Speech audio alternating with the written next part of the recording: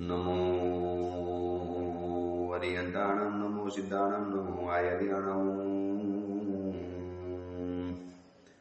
नमो वज्रायाणं नमो लोहे सौवसावणं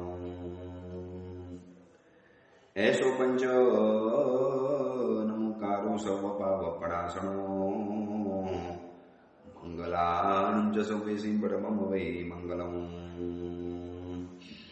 मंगलम भगवान विदो मंगलम गौतम प्रभु मंगलम स्थूलभद्राद्या जैन धर्मोस्तु मंगलम। વૈશાખ સુદ 11નો આજનો ધન્ય દિવસ, શાસન સ્થાપનાનો આજે મહાન દિવસ. એક અપેક્ષાએ જોવા જઈએ તો પર્વાદિરાજ પર્યુષણ મહાપર્વ કરતા પણ ચૈત્ર માસ અને આસો માસની નવપદની શાશ્વતી ઉરી કરતા પણ મૌ 11, જ્ઞાન પાંચમ ઇત્યાદિ અનેક પર્વો જે આવે છે, આ બધા જ પર્વ કરતા પણ એક વિશિષ્ટ આપણો પર્વનો દિવસ, એક વિશિષ્ટ મહત્વપૂર્ણનો દિવસ એ આજનો દિવસ ગણાય છે, શાસન સ્થાપનાનો દિવસ. અગર આજે ભગવાન મહાવીરે શાસનની સ્થાપના જ ન કરી હોત, આ ચતુર્ભુજ શ્રી સંઘની વ્યવસ્થા ન બનાવેલી હોત, 7 ક્ષેત્રની સુંદર મજાની અદ્ભુત એક સ્થાપના ન કરેલી હોત, તો કેવી રીતે આપણને આ પર્વાદિરાજ પર્યુષણ મહાપર્વની આરાધના, પુણ્યનો બંધ, પાપનો ક્ષય, જીનાલય, તીર્થો, શ્રી છરીપાલી સંઘ, ઉપધાન, 99 યાત્રા, સુપાત્ર દાન, આ બધું કેવી રીતે પ્રાપ્ત થાય? શાસનની સ્થાપના થઈ અને એ પછી આ બધી જ આરાધનાઓનો એક મહારો શરૂ થયો. એવું નહીં માની લેતા કે પરમાત્મા મહાવીર પહેલા શાસન નહોતું. શાસન તો અવિચ્છિન્ન પરંપરાથી ચાલ્યું આવે છે. તો ભગવાન મહાવીરે શું કર્યું? પ્રભુ મહાવીરે શાસન નવું નથી બનાવ્યું. પરમાત્મા મહાવીરે દરેક તીર્થંકર પરમાત્માનો એક પ્રોટોકોલ છે કે કેવળ જ્ઞાન પામ્યા પછી એ જ દિવસે શાસનની સ્થાપના કરે, સંઘની સ્થાપના કરે, અને સંઘની સ્થાપના કર્યા પછી ધર્મનો આખી વ્યવસ્થા શરૂ થાય છે. આ ધર્મ નથી સ્થાપ્યો, સંઘ સ્થાપ્યો છે, શાસન સ્થાપ્યું છે. ધર્મ અને સંઘની આખી એક વ્યાખ્યા અલગ રહેલી છે. પરંતુ ઘણા લોકોને તો એ પણ ખબર નથી કે સંઘ સ્થાપના અને શાસન સ્થાપનાનો દિવસ કેટલો બધો મહત્વનો ગણાય. આપણે પર્વાદિરાજ પર્યુષણ મહાપર્વની અંદરમાં કેવા ઉલટભેર પ્રતિકોણ કરવા માટે જઈએ છીએ, કેવા શ્રદ્ધાથી, કેવા ભાવથી, કેવા દોડીને, કેવી રીતે અંદરમાંથી ઉલટભેર. કદાચ સમય ન મળે તો 8 દિવસ ઓફિસ, સ્કૂલ, પરીક્ષા, એક્ઝામ બધું જ છોડી અને એક આરાધનાની અંદરમાં એકાકાર બની જઈએ છીએ. તો એક અપેક્ષાએ કહેવું હોય તો કહી શકાય કે આ બધી જ આરાધનાનું જે મૂળ સ્ત્રોત છે, જે રૂટ છે, આ અગર ન હોત, આ પર્વ શાસન સ્થાપનાનો દિવસ જો ન જ હોત તો આપણે કેવી રીતે આ બધું પામી શકવાના હતા, કરી શકવાના હતા? રોજ સવારના પોરમાં પરમાત્માની પૂજા કરી શકીએ છીએ, કારણ કે આ શાસનની સ્થાપના પ્રભુએ આ દિવસે કરી માટે. રોજ સવારના પોરમાં ધર્મલાભનું નામ લઈ અને કોઈ સમણી ભગવાન આપણા ઘરે વધારે છે અને આપણે ઉલટભેર સુપાત્ર દાનની ભક્તિ કરીએ છીએ. એનાથી એક વિશિષ્ટ પ્રકારનું જે પુણ્ય પેદા કરીએ છીએ એ પણ આ શાસન સ્થાપનાના દિવસના કારણે. એક આપણા પરિવારમાંથી કોઈ દીકરો કે દીકરી સંયમ જીવનના માર્ગે આગળ વધે, સરસ મજાની સંયમ જીવનની આરાધના અને સાધના કરે, આપણને દિલમાં પૂરો સંતોષ થાય. યાર, મારા પરિવારમાંથી જે દીકરા કે દીકરીએ દીક્ષા લીધી, અદ્ભુત સંયમ જીવન પામે છે. ગુરુની આજ્ઞા, ગુરુકુલવાસ, સ્વાધ્યાય, સમર્પણ, સેવા, સદૈવ સ્વાધ્યાયની અંદરમાં તત્પર મેં જોયેલા છે. આ બધું જ મળે છે શાસન સ્થાપનાના દિવસના કારણે. અગર તમારા ઘરની અંદરમાં કોઈ પણ નાનો દીકરો કે દીકરી કે પરિવારનો કોઈ પણ સદસ્ય રાત્રિ ભોજન નથી કરતો, જમીન પણ નથી ખાતો, અને એટલી ચુસ્તતાપૂર્વક, એટલી સખ્તાઈપૂર્વક અને એટલું સ્ટ્રોંગલી આ નિયમોનું પાલન કરે છે, પિકનિકની અંદરમાં પણ જાય ત્યાં પણ ટીચરને કહી દેશે કે ટીચર, આઈ એમ જૈન, મારા માટે સ્પેશિયલ જૈન ફૂડ બનાવવું પડશે, કારણ કે આ શાસનની સ્થાપનાનો દિવસ થયો અને શાસન સ્થાપના પછી જે ધર્મની આખી એક પરંપરા ચાલી, ધર્મની જે આખી વ્યવસ્થા ઊભી થઈ ગઈ, બસ એના કારણે આજે આપણે જીવનની અંદરમાં કંઈક ઉજળા બન્યા છીએ. એવો આ મહત્વનો છે શાસન સ્થાપનાનો દિવસ, વૈશાખ સુદ 11. દરેક તીર્થંકર પરમાત્મા આદિનાથ ભગવાનથી લગાવી અને પાસનાથ ભગવાનના તીર્થંકરો સુધી એવો એક પ્રોટોકોલ હતો કે જે દિવસે પ્રભુ કેવળ જ્ઞાન પામે એ જ દિવસે શાસનની સ્થાપના થઈ જાય. પરંતુ પરમાત્મા મહાવીર સાથે કુદરતે ઘણા વિચિત્ર સંયોગો પેદા કર્યા. પ્રભુનું ચવન કલ્યાણક હોય, પ્રભુનું જન્મ કલ્યાણક હોય, પરમાત્માનું દીક્ષા કલ્યાણક હોય, ઇવન પરમાત્માનું કેવળ જ્ઞાન કલ્યાણક હોય, યા પ્રભુનું નિર્વાણ કલ્યાણક. પાંચે પાંચ કલ્યાણકની અંદરમાં કુદરતે એક નવો વિસંવાદ, એક નવો પ્રોટોકોલ, એક નવી કંઈક સિસ્ટમ અંદરમાંથી પેદા કરી લીધી. અને વૈશાખ સુદ દસમના દિવસે, એટલે કે પ્રભુ ગઈકાલે જે કેવળ જ્ઞાન પામેલા હતા, આપણે કેવળ જ્ઞાનના પ્રવચન દ્વારા જાણ્યું, આપણે જોયું. બહુ લોકોને આ પ્રવચન ગમ્યું, બહુ લોકોની લાઈક આવી, બહુ લોકોએ અંદરમાંથી ખુશ થયા. ગુરુદેવ, આ અમને ઘેર બેઠા આવી રીતે પરમાત્માનું કેવળ જ્ઞાન કલ્યાણકની આરાધના કરવા માટે મળી. પ્રભુનું આ શાસનની પ્રભુનું આ કેવળ જ્ઞાન કલ્યાણકનો દિવસ ઉજવવા માટે મળ્યો. ખૂબ આનંદ થયો. હવે આજે છે પરમાત્માની શાસન સ્થાપનાનો દિવસ, તો પ્રભુએ કેમ દિવસ અલગ બનાવી દીધા? કેવળ જ્ઞાન પામ્યા, સંધ્યાના સમયમાં પ્રભુ કેવળ જ્ઞાન પામ્યા. ભલે દુનિયાની અંદરમાં ધીરે ધીરે અંધારું છવાતું હતું, પણ કરોડો દેવી દેવતાઓ જે નીચે ઉતરી પડ્યા, એમની શરીરની કાંતિ, એમના મુગટોની અંદરમાં રહેલા ચમકતા હીરા, માણેક અને મોતી, એમના વસ્ત્રોમાંથી પથરાતો દિવ્ય પ્રકાશ અને ખૂણ તીર્થંકર પરમાત્માનું તેજસ્વી શરીર, દરેક પ્રકારના ઇન્દ્રો પ્રભુની સાથે ચાલતા હતા. અને એનાથી એક સાંજના સમયમાં પણ ભર બપોર જેવો એક માહોલ છવાયેલો હતો. સમવસન મંડાયું પણ ખરું, સમવસનની રચના થઈ પણ ખરી. નવા નવા કેવળ જ્ઞાન પામેલા પ્રભુ મહાવીર એ સમવસનના ત્રીજા ગઢની અંદરમાં વ્યંતરોએ બનાવેલા સિંહાસન ઉપર પ્રભુ બેઠા પણ ખરા. પ્રભુએ દેશનાની શરૂઆત પણ કરી દીધી. પરંતુ પરમાત્માએ જોયું કે આ સમવસનની અંદરમાં એક પણ જીવ પ્રતિબોધ પામે એવો નથી. વિરતિ ધર્મનો કોઈ સ્વીકાર નહીં કરે, આચાર ધર્મનો કોઈ ઉપાસક નહીં બની શકે. ખાલી સમવસનમાં બેસીને દેશના આપી દેવી એ સંઘ સ્થાપના નથી, એ શાસનની સ્થાપના નથી. સાધુ સાધ્વીની શાવક શાવિકાને યોગ્ય કોઈ એકાદ વ્યક્તિ હોવો જોઈએ. અને પરમાત્માએ જોયું કે એના માટે યોગ્ય વ્યક્તિ તો અત્યારે અપાપા નગરીની અંદરમાં છે. અને પ્રભુ બીજી સેકન્ડે સમવસનમાંથી નીચે ઉતરી ગયા. તેવી તીર્થંકર પરમાત્માથી આવું ક્યારે પણ બન્યું નથી. એક પરમાત્મા મહાવીર સાથે આ એક બનાવ બની ગયો. પ્રભુ નીચે ઉતરી ગયા, દેવી દેવતાઓ પણ તાજબ થઈ ગયા, આવેલા નર નારીનું મહેરામણ પણ તાજુબ થઈ ગયું. અને જગન્યથી કરોડો દેવી દેવતાઓની સાથે પ્રભુનો વિહાર શરૂ થયો. રીમઝીમ પુષ્પની વૃષ્ટિ વરસે છે. સોનાના 9 કમલો પ્રભુની આગળ ને આગળ ચાલતા રહે છે. બે ઉપર પરમાત્માના 2 પગ હોય, એક એક પગ મૂકેલો હોય પરમાત્માએ, અને બાકીના 7 કમલ આગળ ને આગળ પ્રભુને જે દિશામાં વિચરણ કરવાનું હોય ત્યાં આપોઆપ ગોઠવાતા ચાલતા જાય. વૃક્ષો નમતા જાય છે, પંખીઓ પ્રદક્ષિણા આપતા જાય છે, દેવી દેવતાઓ, નરેન્દ્રો, નરો, નારીઓ આ બધા જય જયકાર કરતા જાય છે. અને પ્રભુએ અપાપા નગરી તરફ પ્રયાણ શરૂ કર્યું. પરમાત્માએ જ્ઞાન દ્વારા જોયું કે જૈન શાસનની અંદરમાં શાસનની સ્થાપના કરવા માટે ચતુર્ભી શ્રી સંઘની જરૂરિયાત પડવાની. અને શ્રી સંઘની અંદરમાં સૌ પ્રથમ મારે દીક્ષા આપવાની છે. યાદ રાખજો, 12.5 વર્ષની ઘોર સાધના દરમિયાન પરમાત્માએ એક પણ જીવને પ્રતિબોધ નથી કર્યો, એક પણ જીવને દીક્ષા નથી આપી. પ્રભુ એકાંતની અંદરમાં ચાલી ગયેલા હતા. ઘનઘોર જંગલોમાં પ્રભુની ઘોરાથી ઘોર સાધના ચાલુ હતી, જે આપણે ગઈકાલે જોયું. અને એ સાધના દરમિયાન પરમાત્માએ જે ચિંતન કર્યું છે, મનન કર્યું છે, એક નકશો બનાવ્યો કે આવી રીતે જગતના જીવોને મારે આગળ વધારવા છે. અને એની શરૂઆત કરવી હતી પરમાત્માને સંઘની સ્થાપના કરીને, શાસનની સ્થાપના કરીને. આ શાસન નામનો દીવડો પેદા કરવાનો અને એના અજવાળાની અંદરમાં આવનારા 21,000 વર્ષ સુધી લોકો તેજ પ્રાપ્ત કરી અને પોતાનો જીવનનો પંથ પ્રકાશિત બનાવશે. એ ધ્યેયથી પરમાત્માએ રાતના સમયની અંદરમાં વિહાર શરૂ કર્યો. આજની તારીખની અંદરમાં રુજુવાનિકા નદીના કિનારેથી અપાપા નગરી એટલે આજની પાવાપુરી નગરી ત્યાં જવા માટે લગભગ મારા હિસાબે મને ખ્યાલ છે એ રીતે કદાચ સાચું પણ હોય, ખોટું પણ હોઈ શકે છે, પણ લગભગ 60 થી 70 કિલોમીટર, કદાચ 100 કિલોમીટર પણ કદાચ હોઈ શકે એટલું ડિસ્ટન્સ રહેલું છે. માનો આપણે 40 થી 50 કિલોમીટર પણ ગણી લઈએ તો પરમાત્માએ રાતના સમયમાં વિહાર શરૂ કર્યો. જગતથી કરોડો દેવી દેવતાઓ પરમાત્માની સેવાની અંદરમાં છે. ભર બપોર જેવું અજવાળું ફેલાયેલું છે.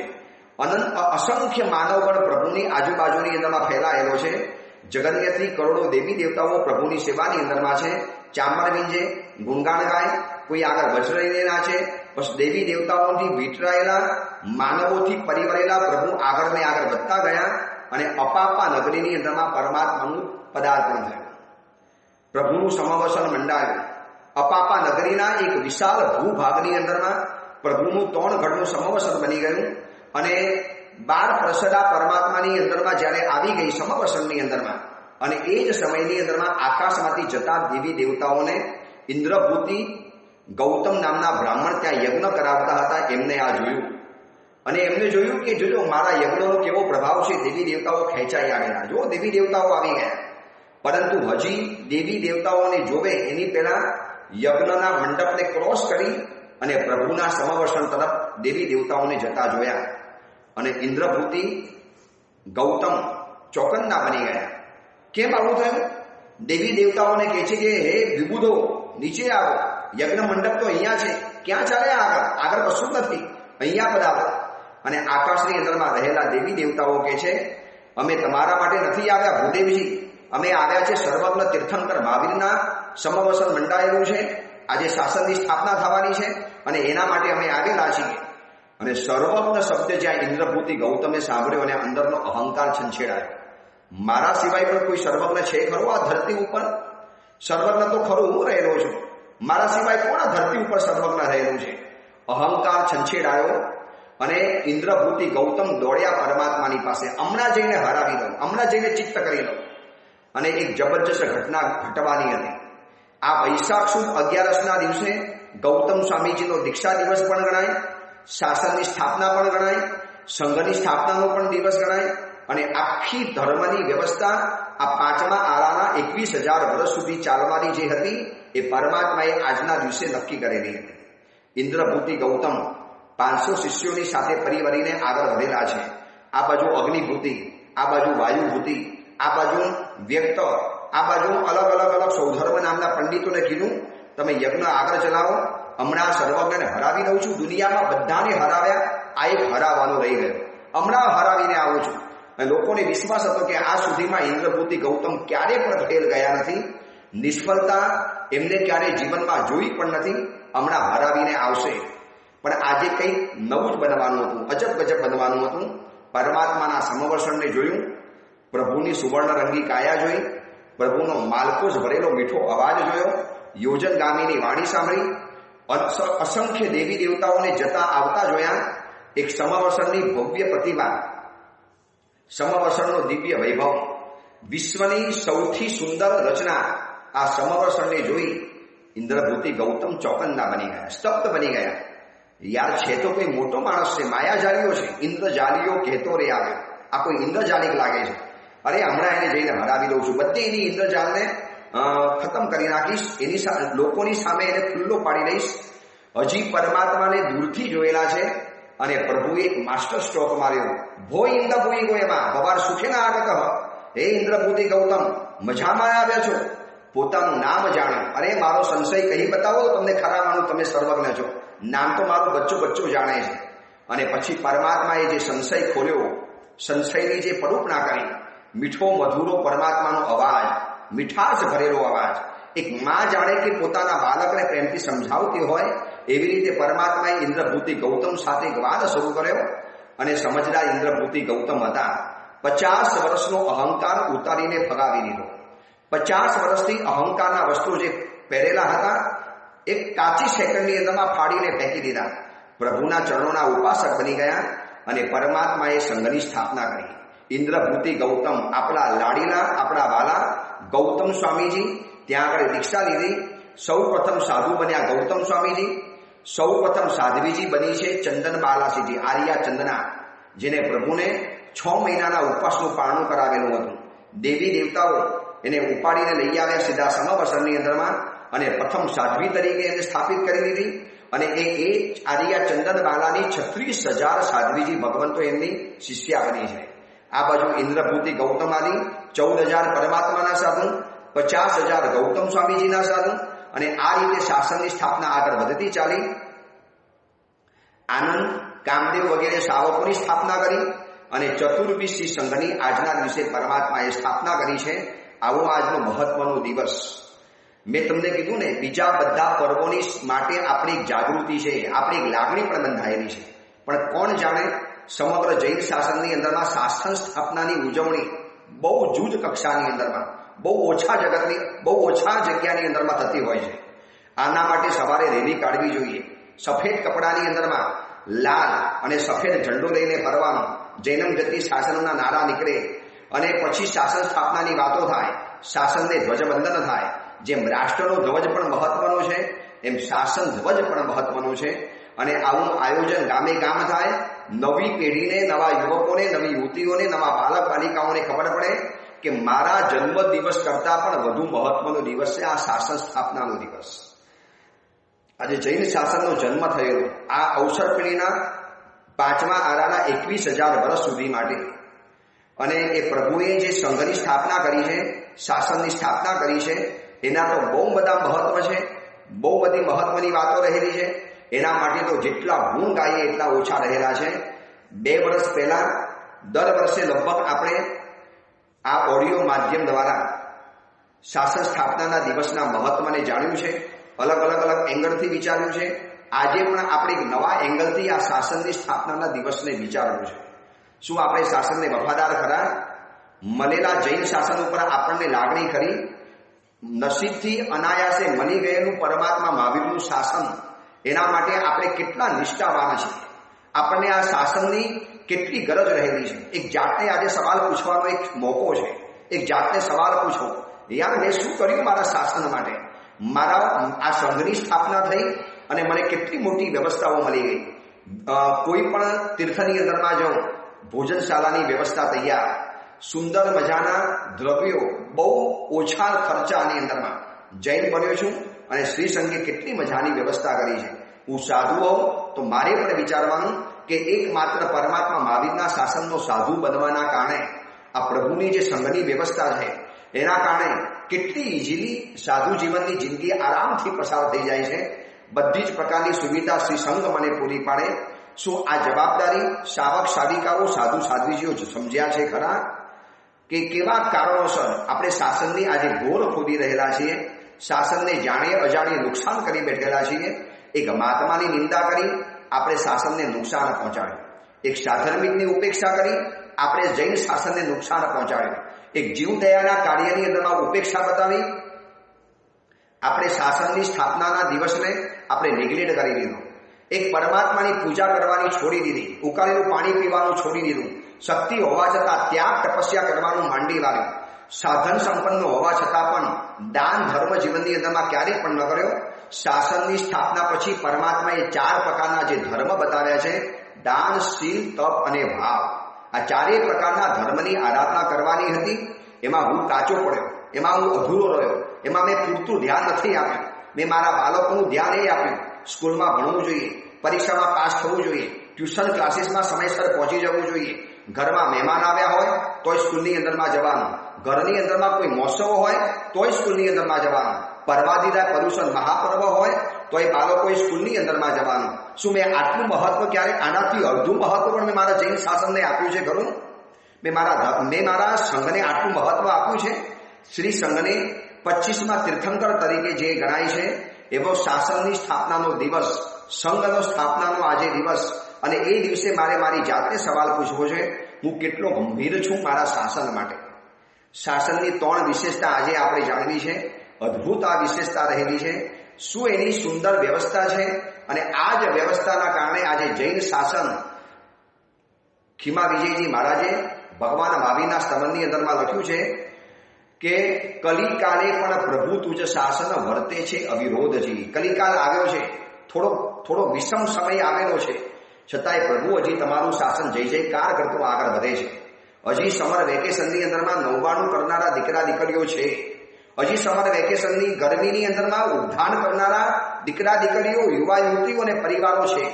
હજી આ સમર વેકેશનના ધોમ ધમતા તડકાની અંદરમાં વિહાર કરનારા સાધુ સાધ્વીજી ભગવંતો પણ છે. કેટલી કાળઝાળ ગરમી પડે, 40-45 ડિગ્રી ગરમી, અને મહાત્માઓ પોતાના વિહારની વ્યવસ્થાને ક્યારે છોડવા તૈયાર નથી. એક નિષ્ઠાવાન સાથે. અને ભલે આ કલિકાલ આવ્યો છે પણ હજી આ કલિકાલની અંદરમાં યુવાન, એજ્યુકેટેડ, શિક્ષિત છોકરા છોકરીઓ દીક્ષા લેવા તૈયાર છે. ભલે આ કલિકાલ આવેલો છે, હજી પણ શ્રદ્ધા સંપન્ન સાવક સાવિકાઓનો પરિવાર જીવંત છે. ભલે આ કલિકાલ આવેલો છે, પણ પોતાના એકના એક દીકરાને છાતી ઉપર પથ્થર મૂકી અને શાસનના માટે દીકરો સોંપી દેનારા માતા પિતા પણ હજી જોવા માટે મળે છે. કલિકાલે પણ પ્રભુ તુજ શાસન વર્તે છે અવિરોધજી. આટલા બધા એજ્યુકેશનના જમાનાની અંદરમાં પાઠશાલા જઈએ, ચલો પાઠશાલા જઈએ, આનું આયોજન કરનારા યુવક મંડળો પણ હજી અમને જોવા માટે મળે છે. આ મારા પરમાત્માના શાસનની બલિહારી છે. હજી પણ દાન ધર્મની અંદરમાં કરોડો રૂપિયાની બોલી અને સુંદર મજાના સદદ્રવ્યનો જે વ્યય કરનારા લોકો જોવા માટે મળે છે. આ મારા જૈન શાસનની બલિહારી રહેલી છે. આ ઘોર કલિકાલની અંદરમાં જ્યાં રોજ નવી ખાવાની રેસીપીઓ આવે અને એવા સમયની અંદરમાં આસો મહિનાની હોળી, ચૈત્ર મહિનાની હોળી આવે અને વિશ્વભરની અંદરમાં લાખો આબેલ થઈ જાય છે. અમારી શાસનની બલિહારી રહેલી છે. ચાતુર્માસના દિવસો આવશે અને નાનકડા દીકરા દીકરીઓ 4 મહિનાના એકાસના કરશે, 50 દિવસના બેસણાના આયોજનની અંદરમાં ગોઠવાઈ જશે. આ મારા જૈન શાસનની બલિહારી રહેલી છે. ગુરુ ભગવંત આવ્યા અને પ્રવચનથી ભાવિત થવા માટે પ્રવચનના હોલની અંદરમાં બધું જ પડતું મૂકી અને પ્રવચન સાંભળવા માટે આવી જશે. અમારા જૈન શાસનની બલિહારી રહેલી છે. કેટલી આપણે બલિહારી ગણાવી. આવી બલિહારી તો આપણે કોકની ગણી, પણ આપણે શું કર્યું? આપણે કેટલા કાચા પડ્યા? આપણે કેટલી એને મહત્વ આપ્યું? આપણે કેટલી શાસનની વ્યવસ્થાને કરી? મારા થકી શાસન ઉજ્જવળ બને, શાસન પરિપુષ્ટ બને, શાસન સમૃદ્ધ બને, એવા મેં કેટલા પ્રયત્ન કર્યા. બસ આજના દિવસે જાતને આ અણિયારો સવાલ પૂછવા જેવો છે. જૈન શાસનની તો આમ તો અનેકવિધ વિશેષતાઓ છે. પૂજ્યપાદ મહોપાધ્યાય યશો વિજયજી મહારાજાએ એક સ્તવનની અંદરમાં લખ્યું છે કે પ્રભુ તુજ શાસન અતિ ભલું રે, જગ નહીં કોઈ તસ સરખું રે, તિમ તિમ રાગ વધે ગણો રે, જીવ જુગતી શું પરવી રે. પ્રભુ જેમ જેમ તમારા શાસનને હું નિહાળતો ગયો, ઊંડો ઉતરતો ગયો, એના વારામાં વિચારતો ગયો અને પ્રભુ મારું સવાસે લોહી ભૂલતું ચાલ્યું. પ્રભુ આવું શાસન, પ્રભુ આવું સુંદર મજાનું દિવ્ય શાસન, પ્રભુ કયા શબ્દોની અંદર એનું વર્ણન કરું. પણ આજે આપણે 3 વિશેષતાને જોવી છે. આમ તો પાર વગરની વિશેષતા છે, પણ 3 અદ્ભુત વિશેષતા.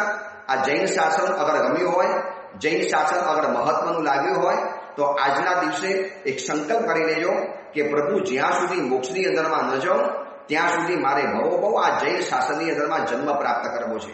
એના સિદ્ધાંત, એના પ્રિન્સિપલ, એની વાતો, એના 45 આગમ, એની શ્રવણ સંસ્થા, એનું જે કર્મ સાહિત્યના સિદ્ધાંતોની વાતો, 45 આગમનો જે જ્ઞાનનો વૈભવ, સરસ મજાના તીર્થો, સુંદર મજાની મુનિ સંસ્થા અને સમણી સંસ્થા, સરસ મજાની પાઠશાલા, આમિલશાળા, ભોજનશાળા, ધર્મશાળા, જિનાલયો, તીર્થો, કેટલી બધી વિશેષતાઓ આપણે ગણીએ.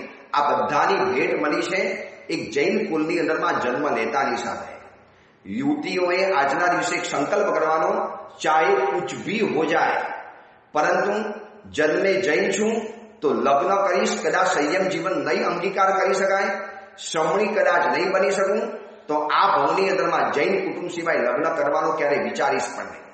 મારે મારા પ્રભુના શાસનને મારે આગળ વધારવાનું છે. એક ધર્મ કુમારી, એક ધર્મ ચેતના, એક ધર્મનું સારું જનૂન ક્યારે પેદા થશે? તમે એને શાસનનું મહત્વ લોકોને સમજાવવું પડશે.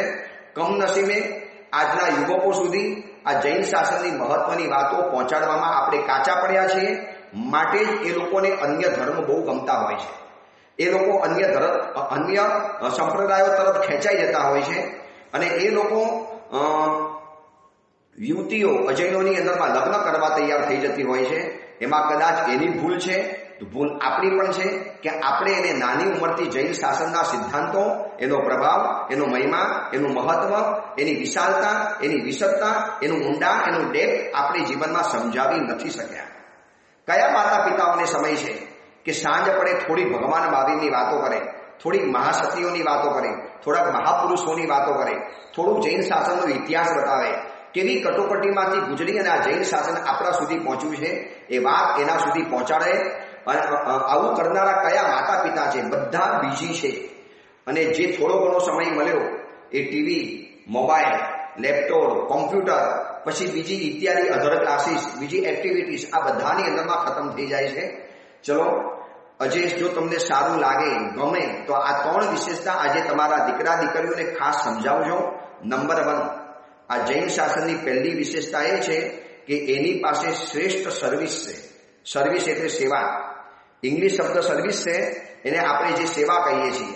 ભાઈ આ જૈન શાસન પાસે જે સર્વિસ છે ને, તમને કદાચ ખબર હશે, એક નવો મોબાઈલ લાવ્યા, એક નવી કાર ખરીદી, અથવા તો કોઈ પણ નવું ગેજેટ્સ, ઇલેક્ટ્રોનિક્સ આઇટમ કોઈ પણ નવી ખરીદી, તો એની સાથે એક વાઉચર આવે છે કે અમુક સર્વિસ તમને કંપની વાળા ફ્રી ઓફ ચાર્જ કરી આપે.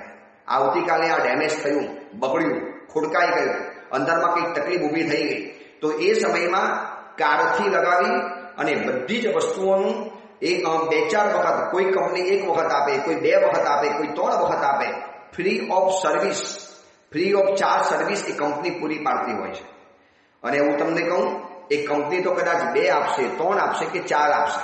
મોબાઈલ નવો લીધો અને 2-4 દિવસની અંદરમાં બગડી ગયો, કંપની પાસે જવાનું, કંપનીના સ્ટોરમાં જવાનું, એ મોબાઈલની સ્ટોરમાં જવાનું અને સ્ટોરની અંદરમાં જઈ અને તમારે વાતની રજૂઆત કરવાની, અને જેન્યુન લાગે તમને આખો પીસ નવો આપીને બગડેલો પીસ એ લોકો પાછો લઈ લે, અને એ કંપનીની સર્વિસ કહેવાય છે. હવે આ જૈન શાસનને પણ જો આપણે વિરાટ કંપની ગણીએ તો આની જે સર્વિસ છે, આવી સર્વિસ તો દુનિયાની કોઈ પણ કંપની નહીં આપી શકે. એક વખત તમે આ કંપનીમાં જોઈન થયા, તમે આ કંપનીનો માલ સ્વીકાર્યો, તમે એની કોઈ પણ આરાધનાની શરૂઆત કરી, તમે એનો કોઈ પણ તપ ત્યાગ શરૂ કર્યો, તમે એની કોઈ પણ નાની મોટી ધર્મની સાધના શરૂ કરી, એટલે આ કંપની કહેશે તને 1 ભાવ નહીં, 2 ભાવ નહીં, તને ભવ સુધી સર્વિસ આપવાની જવાબદારી મારી છે. માટે કહું છું કે આ જૈન શાસનની પહેલી વિશેષતા છે, અહીંયા શ્રેષ્ઠ સર્વિસ મળે છે. એક્ઝામ્પલ તરીકે બતાવી દઉં, એક ભરૂચની અંદરમાં એક રાતમાં 60 યોજનનો વિહાર કરીને મુનિસુવર ભગવાન પધાર્યા, વિશ્વમાં મુનિસુવર સ્વામી. ઇન્દ્રોએ પૂછ્યું, પ્રભુ એક રાતની અંદરમાં 60 યોજનનો વિહાર, આટલો જંગી, પ્રભુ આટલો ભયંકર વિહાર કર્યો, શેના માટે? તો કે ગત ભવની અંદરમાં ધર્મની આરાધના કરેલી હતી આ ઘોડાના જીવે, અને એ ભવની અંદરમાં થોડું આર્ત ધ્યાન કર્યું, તિર્યક ગતિનું આયુષ્ય બંધાઈ ગયું. પણ કંપનીનો બોસ છું અને કંપની તરફથી એને સર્વિસ આપવા માટે આવ્યો છું. વિચારજો, કંપનીની અંદરમાં તો કદાચ છે ને મજૂરો તમને કદાચ રિપેર કરી આપે, કોઈ કંપનીનો પોતાનો માલિક ઉભો રહી જવાનો.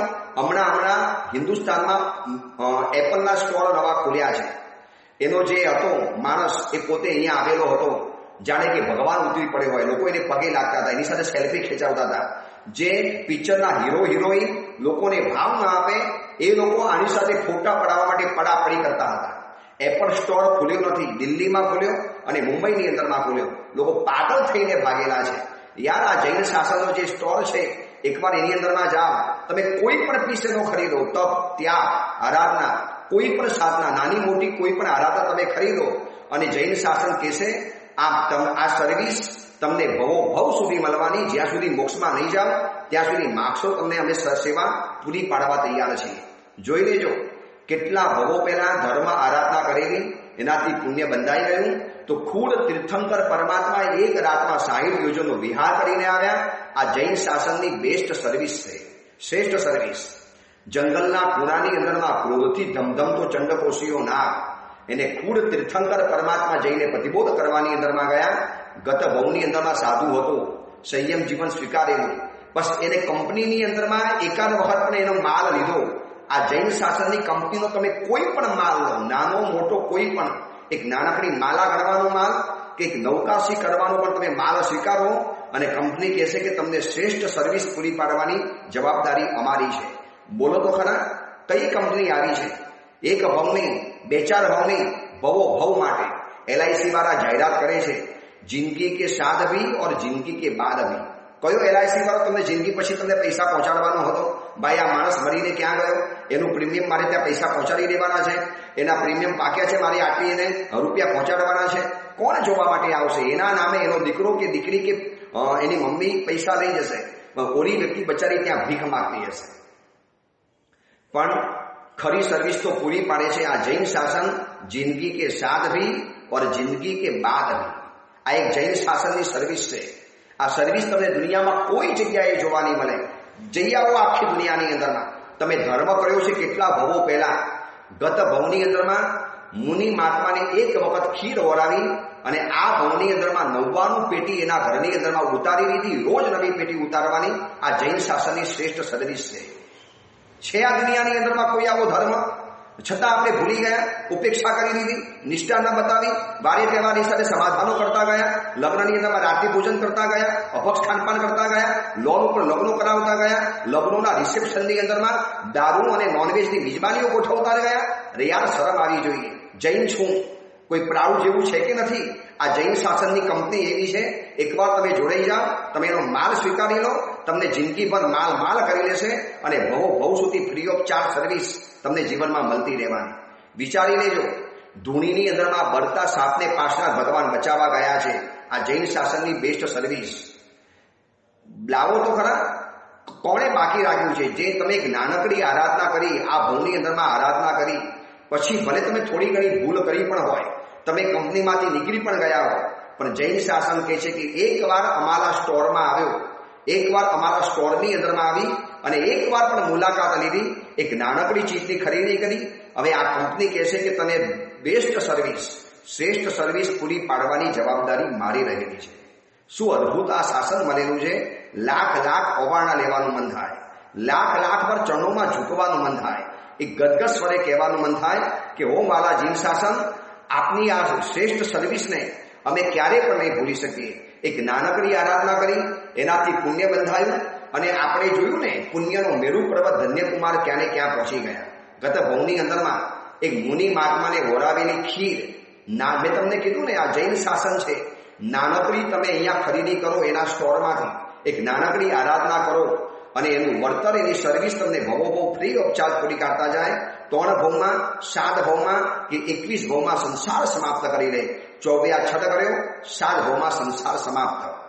કલ્પસૂત્રના પ્રવચનો સાંભળ્યા, વિધિપૂર્વક સાથે 21 વખત સાંભળ્યા. 3 ભવ કે 17 ભવાઈ નાયક મંતો શબ્દ મૂક્યો છે. 7 ભવ કે 8 ભવથી વધારેનો સંસાર ક્યારેય પણ ન વધે. 17 ભવાઈ નાયક મંતો આ જૈન શાસનની શ્રેષ્ઠ સર્વિસ છે. કેટલી તમને વાતો બતાવો, શાંતિથી વિચારજો. આ મેં તમને 2-4 એંગલ બતાવ્યા, એ એંગલથી વિચારજો કે આ જૈન શાસન નામની કંપની કેટલી શ્રેષ્ઠ સર્વિસ પૂરી પાડે છે.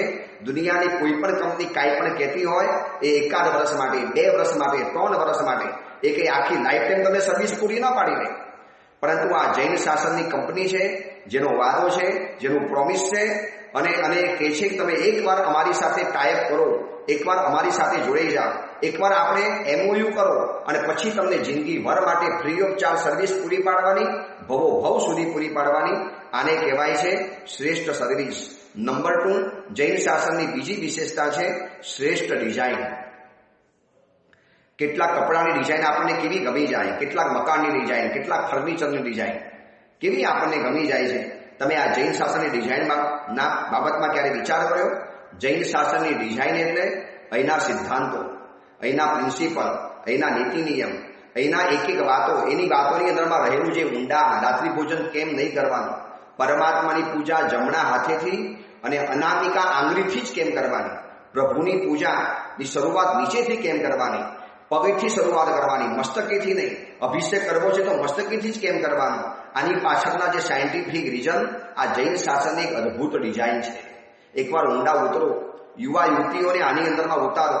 પણ લગભગ આપણે કમનસીબ રહ્યા છીએ કે આજના યુવકો સુધી અને આજની ફેશનેબલ યુવતીઓ સુધી આપણે આપણા ધર્મની વાતોને નથી પહોંચાડી શક્યા અને એટલા જ માટે આ લોકો કદાચ ધર્મથી દૂર થતા ગયા છે.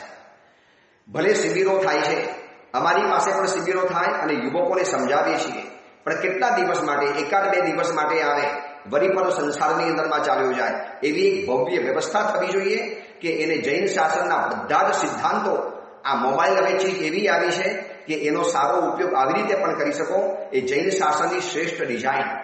શું પ્રભુએ ડિઝાઇન બનાવી છે આ જૈન શાસનની? આમ આપણે પોકારી જઈએ. 7 ક્ષેત્રોની જે વ્યવસ્થા, ધર્મ દ્રવ્યની વ્યવસ્થા, સાધારણ ખાતું અલગ, જ્ઞાન ખાતું અલગ, દેહ દ્રવ્ય ખાતું અલગ, વૈયાવજ ખાતું અલગ, અનુકંપાનું દ્રવ્ય અલગ, કેટલી બધી આ સુંદર મજાની ડિઝાઇન બનાવવાની અંદરમાં આવી છે. અને 3જા નંબરમાં શાસનની વિશેષતા છે શ્રેષ્ઠ ક્વોલિટી. અહીંની ગુણવત્તા તમે જોજો. આ ચીજની જે ગુણવત્તા છે, તમે એની અદ્ભુત ગુણવત્તા છે, એની ક્વોલિટી એવી અદ્ભુત છે કે આમ આપણે લઈએ અને આપણને લાગે કે પૈસા વસૂલ થઈ ગયા.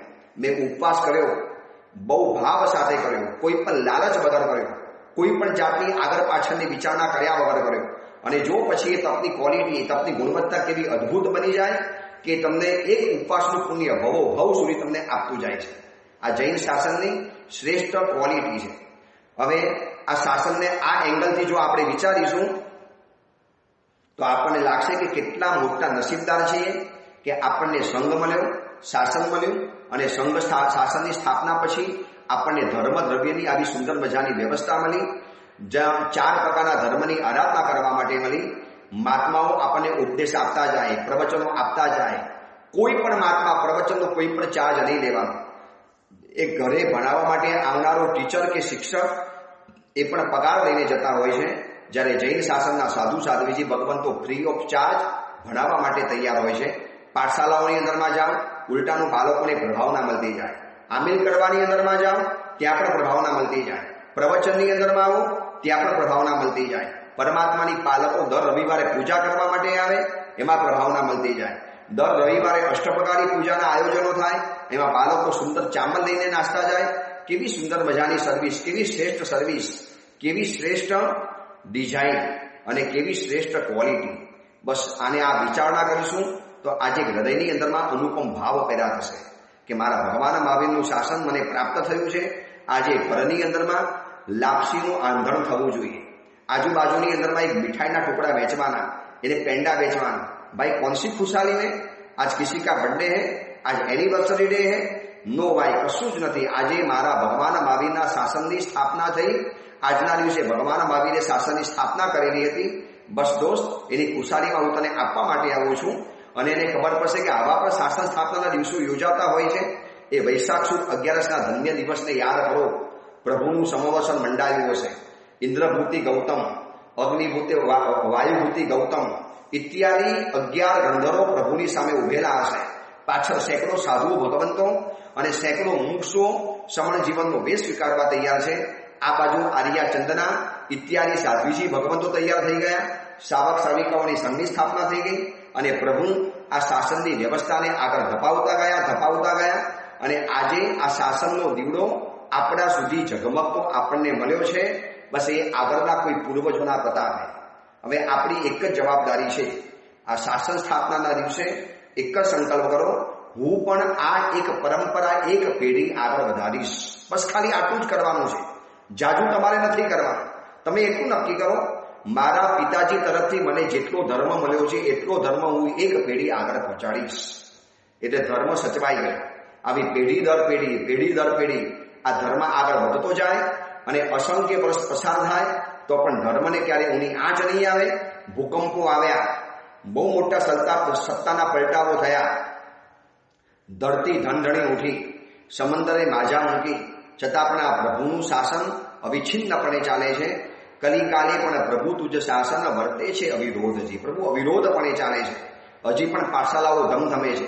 હજી પણ મુંબઈમાં ચોવિયારાઓ ધમધમતા હોય છે.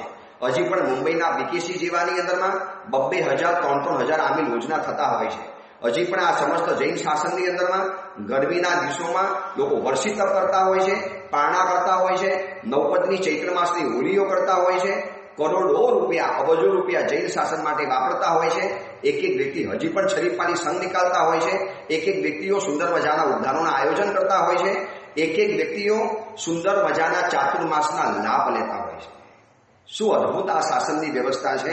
બસ બેઠા બેઠા આજે વિચારજો. શ્રેષ્ઠ સર્વિસ, શ્રેષ્ઠ ડિઝાઇન અને શ્રેષ્ઠ ક્વોલિટી. બસ આ જૈન શાસનની ખાસિયત છે. આવું શાસન આજે આપણને મળ્યું છે. પરમાત્માને આજના દિવસે પ્રાર્થના કરીએ કે પ્રભુ, કોઈ ગત ભવની અંદરમાં જાણતા અજાણતા થઈ ગયેલું પુણ્ય, અને પુણ્ય દ્વારા જૈન કુટુંબમાં મારો જન્મ તો થઈ ગયો, પણ પ્રભુ જન્મ્યા પછી ખબર પડી કે આ શાસન તો એક ભવ નહીં, ભવો ભવ મારે જોઈએ છે. બસ પ્રભુ, બીજું કાંઈ નહીં. ભવો ભવ તુમ ચરણોની સેવા, હું તો માગું છું દેવાજી દેવા. આપણે રોજ ક્યારેક વિનંતી કરીએ છીએ ને, સામું જુઓ ને સેવક જાણી, એવી ઉદય વધે ઓજાયા. પ્રભુ, આટલી મારી વિનંતી માનજો. પરમાત્મા બીજું કાંઈ ને તો કાંઈ નહીં. ભવો ભવ બસ પ્રભુ તમારું શાસન પ્રાપ્ત થાય, ભવો ભવ તમારા ચરણ કમલની સેવા પ્રાપ્ત થાય, આ જૈન કુટુંબમાં મારો જન્મ થાય. એટલા જ માટે કુમારપાલ રાજા 18 દેશના માલિક હોવા છતાં શબ્દ મૂકીને ગયા છે, શ્યામ ચેટોપી દરિદ્રોપી જીન ધર્માદિવાસિત. ભલે દરિદ્ર બનવા તૈયાર છું, પણ જન્મ તો જોઈએ છે જૈન કુટુંબમાં, જૈન પરિવારમાં, જૈન ફેમિલીમાં, જૈન શાસનમાં, જૈન સંઘની અંદરમાં. શું એ લોકો અદ્ભુત શાસનની કિંમતને સમજ્યા હશે? બસ આજે પણ નક્કી કરો, હું પણ મારા શાસનને સંભાળીશ, મારા દીકરા દીકરીઓને શાસનના વફાદાર બનાવીશ, મારા દીકરા દીકરીઓને શાસનના ચુસ્ત ભક્ત બનાવીશ, મારા પરિવારને શાસનનો એક નિષ્ઠાવાન બનાવીશ. બસ એ ભાવ સાથે આપણે આગળ વધીએ. સુંદર મજાનો આજે દિવસ છે, પ્રભુ મહાવીરને યાદ કરીએ અને આ શાસન સ્થાપનાના પ્રવચનને પરિપૂર્ણ કરું છું. એ જ મંગલ કામના, મંગલ ભાવના. જીનાગના વિરુદ્ધ કાંઈ પણ બોલાયું હોય તો મિચ્છામી દુઃખ.